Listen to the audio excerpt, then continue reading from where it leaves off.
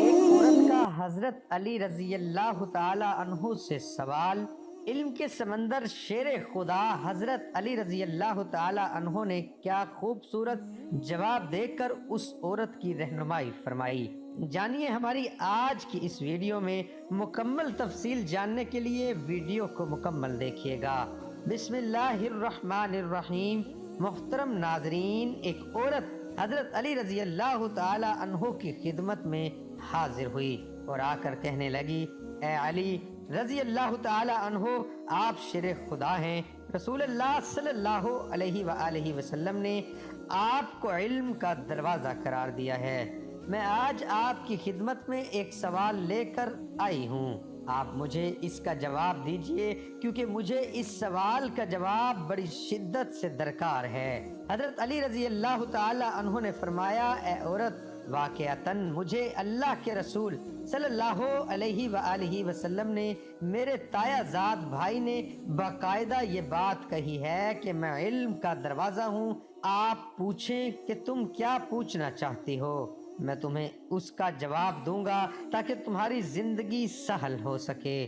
اب وہ عورت آپ رضی اللہ تعالی عنہ سے کہتی ہے کہ اے علی، میں ایک شخص سے بڑی محبت کرتی ہوں اور وہ شخص مجھ سے محبت کرتا ہے۔ میں اس شخص سے محبت کرتی ہوں صرف اور صرف اپنی روح کی تسکین کے لیے، لیکن وہ شخص مجھے چھونے کی کوشش کرتا ہے، وہ میرے جسم کی جانب اپنا ہاتھ بڑھانے کی کوشش کرتا ہے، وہ مجھے چھو کر اپنی نفسانی خواہشات اظہار کرنا چاہتا ہے، انہیں پورا کرنا چاہتا ہے، مکمل کرنا چاہتا ہے۔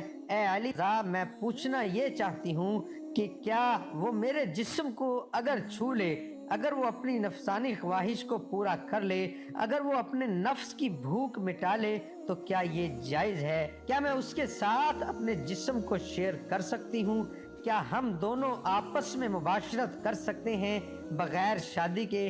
جب حضرت علی رضی اللہ تعالی عنہ سے یہ پوچھا گیا تو حضرت علی رضی اللہ تعالی عنہ نے فرمایا، اے عورت، محبت وہ ہوتی ہے جس محبت کے اندر انسان دوسرے انسان کی عزت کرے۔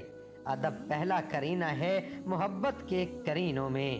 اگر کوئی کسی سے محبت کرتا ہے تو وہ سب سے پہلے اس کی عزت کرتا ہے۔ اگر وہ شخص تمہاری واقعتاً عزت کرے تو اس کا مطلب یہ ہے کہ وہ تم سے سچی محبت کرتا ہے، لیکن وہ تمہارے جسم کو چھونا چاہتا ہے اور تم سے اپنی جسمانی اور تمہاری جسمانی خواہشات کو پورا کرنا چاہتا ہے، تو اس کا مطلب یہ ہوا کہ یہ خالصاً مفادات کا رشتہ ہے جس میں محبت کا دور دور تک کوئی نام و نشان موجود نہیں ہے۔ لہٰذا اگر تمہیں یہ لگتا ہے کہ یہ محبت ہے تو تم غلط ہو، یہ محبت نہیں ہے، بلکہ یہ تو سراسر اپنی ہوس کو مٹانے کا ایک طریقہ کار ہے۔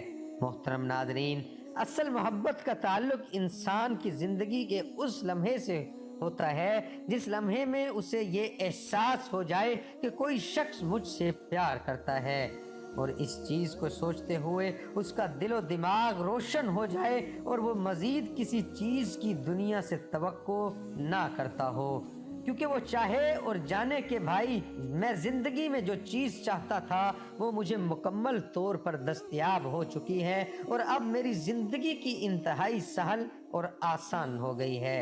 اب آپ کو آج کی اس ویڈیو میں زنا کے بارے میں بھی بتایا جائے گا کہ اس کے بارے میں اسلامی ارشادات ہیں کیا۔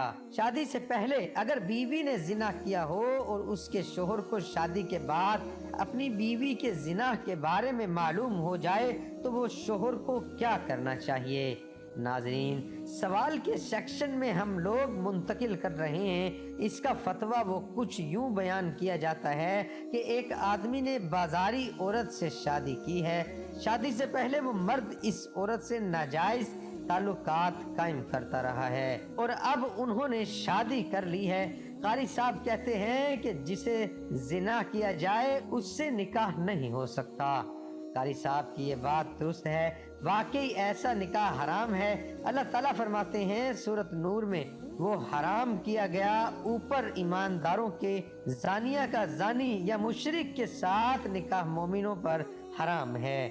حافظ ابن قیم رحمت اللہ علیہ فرماتے ہیں اس مقام پر زانی کا اسم اشارہ سے زنا مراد دینا ضعیف اور کمزور ہے۔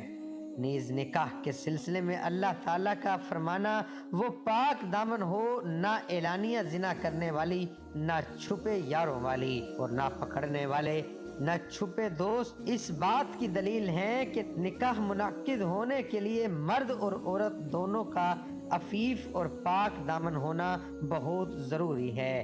محترم ناظرین، اگر کوئی عورت مرد زنا کر لیں تو کیا ان دونوں کا آپس میں نکاح جائز ہوگا؟ اور اگر شادی کے بعد پتہ چلے کہ میاں بیوی میں سے کسی ایک نے ماضی میں زنا کیا تھا تو ان کے نکاح کا کیا حکم ہوگا؟ بہت سی چھوٹی باتوں کی طرح ایک یہ بات بھی ہمارے معاشرے میں کم علمی کی وجہ سے مشہور ہے کہ زنا کرنے والے مرد اور عورت آپس میں نکاح کر ہی نہیں سکتے، جبکہ یہ بات غلط ہے۔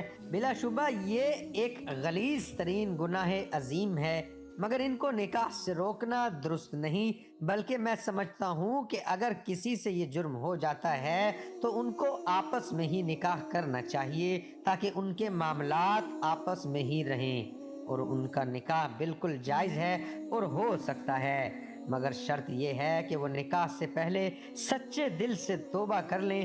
تفصیل کچھ اس طرح سے ہے: زانیہ عورت یا زانی مرد کا نکاح اس وقت تک صحیح نہیں جب تک وہ توبہ نہ کر لے، اور اگر عورت یا مرد توبہ نہیں کرتا تو ان کا نکاح صحیح نہیں ہوگا۔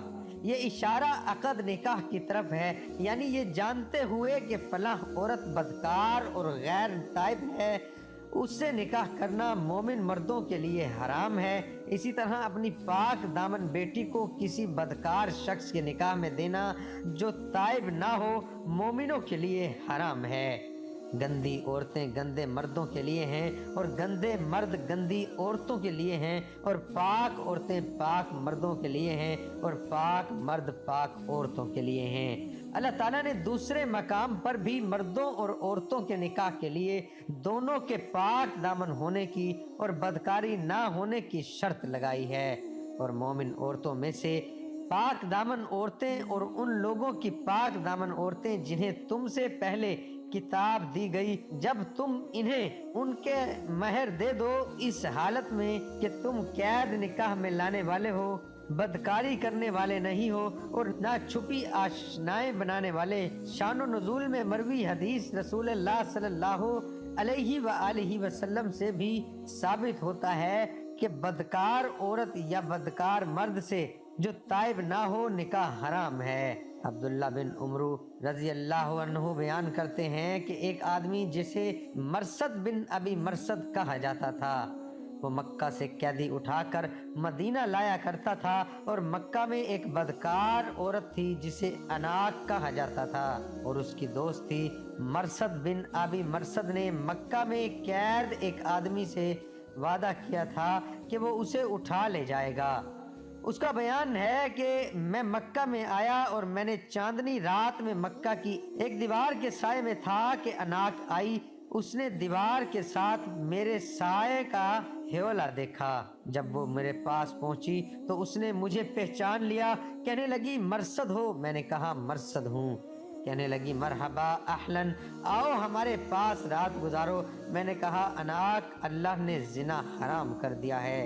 اس نے آواز دی، خیموں والو، یہ وہ آدمی ہے جو تمہارے آدمی اٹھا لے جاتا ہے۔ چنانچہ 8 آدمی میرے پیچھے لگ گئے اور میں مکہ کے ایک پہاڑ کندبہ میں چلنے لگا، حتیٰ کہ اس کی ایک غار تک پہنچ کر اس میں داخل ہو گیا۔ وہ لوگ آئے حتیٰ کہ میرے سر پر آ کر کھڑے ہوئے اور انہوں نے پیشاب کیا تو ان کا پیشاب میرے سر پر گرا، مگر اللہ تعالیٰ نے انہیں مجھ سے اندھا کر دیا۔ پھر وہ آپس میں چلے گئے، میں بھی دوبارہ اپنے ساتھی کے ساتھ آیا اور اسے اٹھایا۔ وہ آدمی بھاری تھا یہاں تک کہ میں اسے اذخر تک لے آیا، یعنی مکہ سے باہر جہاں اذخر گھاس تھی، اس کی بھاری بھیڑی کھولی اور اسے اس طرح لے کر چلا کہ میں اسے اٹھاتا تھا اور وہ مجھے تھکا دیتا تھا۔ حتیٰ کہ میں مدینے پہنچ گیا تو میں رسول اللہ صلی اللہ علیہ وآلہ وسلم کے پاس آیا اور کہا، یا رسول اللہ، میں اناق سے نکاح کر لوں؟ میں نے 2 مرتبہ یہ بات کہی، پہلے تو رسول اللہ صلی اللہ علیہ وآلہ وسلم خاموش رہے، مجھے کوئی جواب نہیں دیا۔